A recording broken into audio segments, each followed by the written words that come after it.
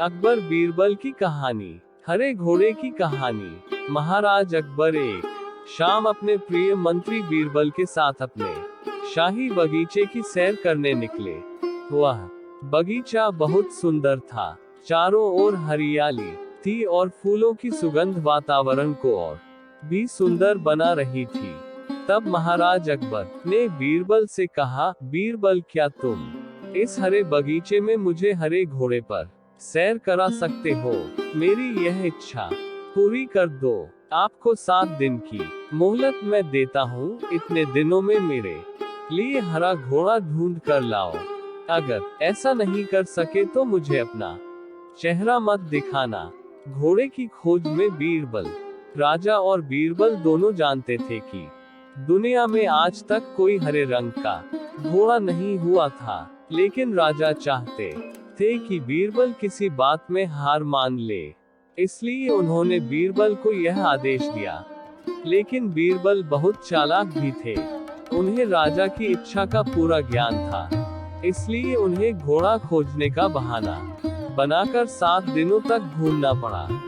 8वें दिन बीरबल राजा के दरबार में पहुंचे और कहा, महाराज, आपकी आज्ञा के अनुसार मैंने आपके लिए हरे घोड़े का इंतजाम कर लिया है, लेकिन उसके मालिक की 2 शर्तें हैं। बीरबल द्वारा शर्त बताना। राजा ने दोनों शर्तों के बारे में उत्सुकता से पूछा। पहली शर्त यह है कि उस हरे घोड़े को लाने के लिए आपको स्वयं जाना होगा, बीरबल ने कहा। राजा इस शर्त को मानने को तैयार था। फिर उन्होंने दूसरी शर्त के बारे में बीरबल से पूछा।